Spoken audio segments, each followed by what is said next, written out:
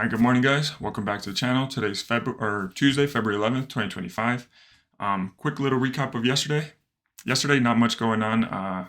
No setups whatsoever. I think we had one time price tapped into one of my key levels and gave a decent reaction, but no valid setup on NQ. So unfortunately, no trades there.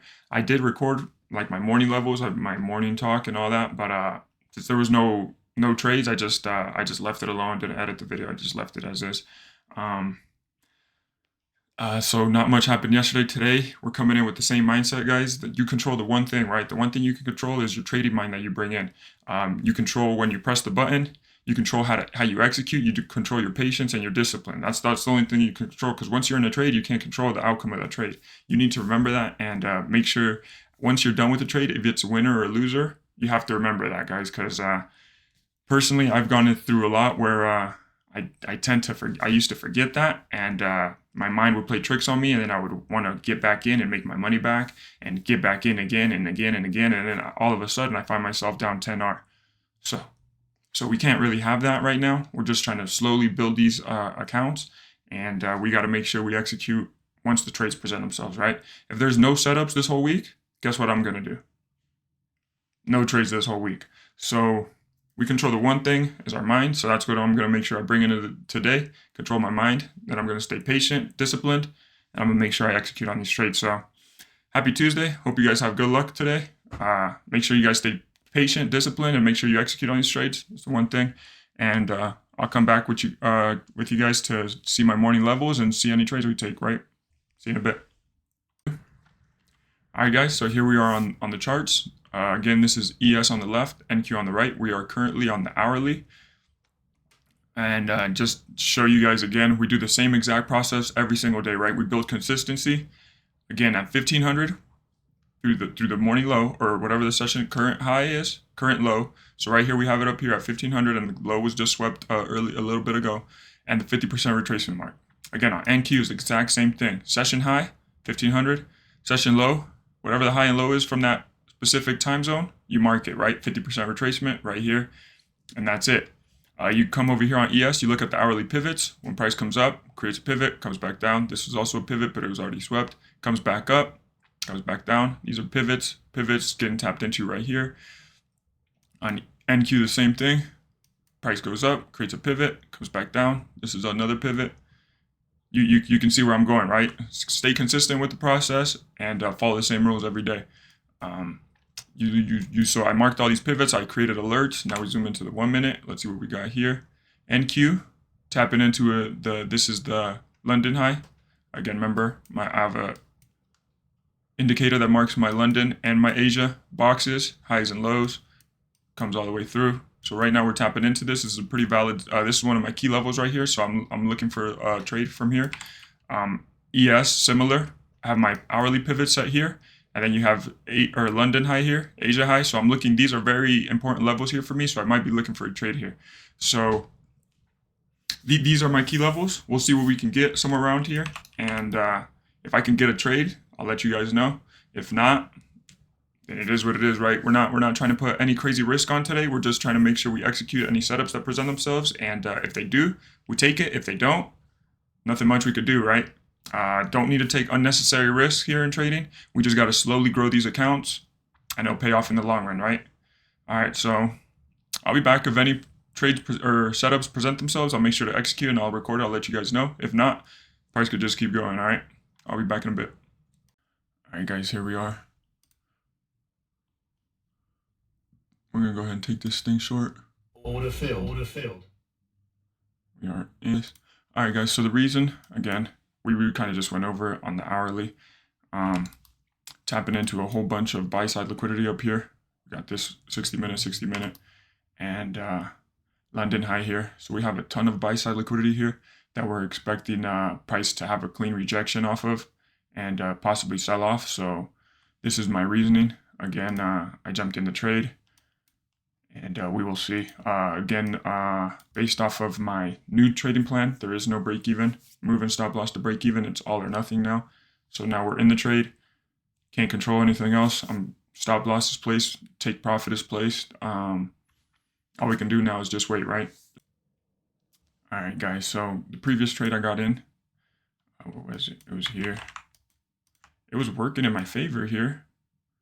And then some news came out. Fed Powell started speaking, but it wasn't really news. It wasn't even highlighted. It was just an event going on. And price did this. Went in my favor here. Took me out. Tapped into this Asia high.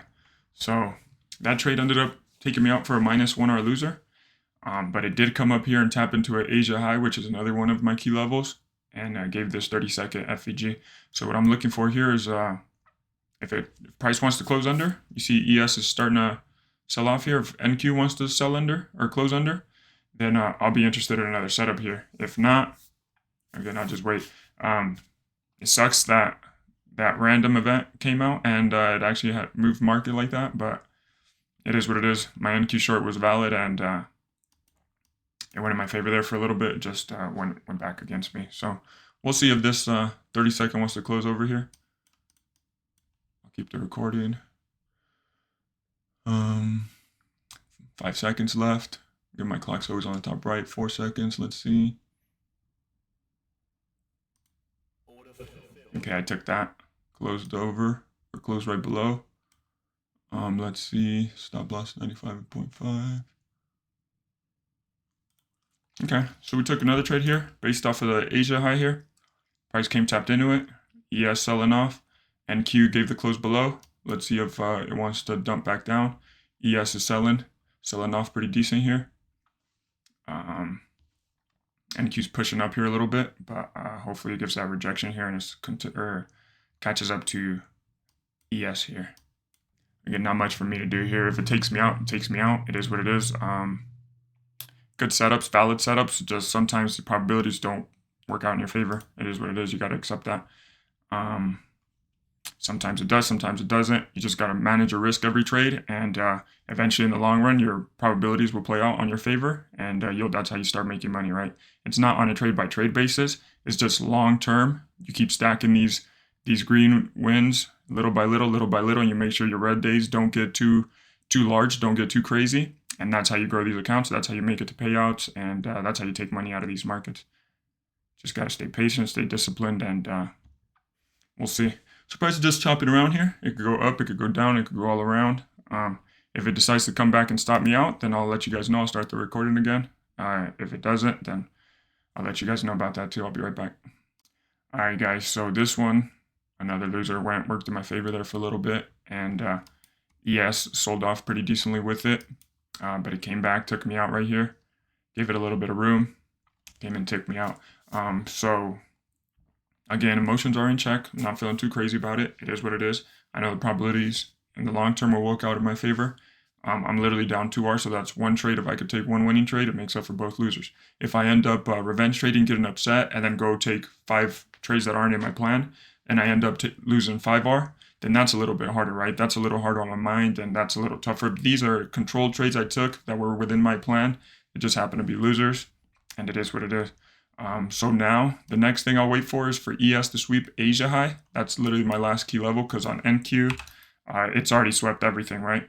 There's nothing here except for when it gets up higher or it comes down here for low of day. That's what I'm looking for here. ES just has Asia high up here. That's my hourly. So we'll wait. If ES wants to tap into that, then I'll look for a trade. If not, then it might be a minus 2R day for me. I'll stay patient and we'll wait. I'll be back in a bit. Stop filled. All right, guys, so here we are. Third trade of the day is an NQ short. Hopefully we can get the reaction we're looking for here. On the 32nd, we got this clean gap here on the way up. I like this because ES has now swept the Asia high. So now we swept all liquidity. NQ gave this gap here. We're expecting a nice little sell-off here, possibly for the 50% retracement move. Well, we're in now. All we can do is wait. We're plus 2R, all or nothing. So there's no stop loss move to break even. There's nothing to do here. It's literally I've set my take profit and I set my stop loss. And now all I can do is wait. And we'll get hit either way, right? There's nothing for me to do. But this will be my last trade of the day. This is trade number 3. If it works out, great. If it doesn't, great. I'm out regardless. The probabilities will play out in the long run. I don't control it. I don't control anything that's going on here. The market is moving. All I control is my setups that I take at these key levels that I expect price to have a reaction, and if it happens, great. If it doesn't, great.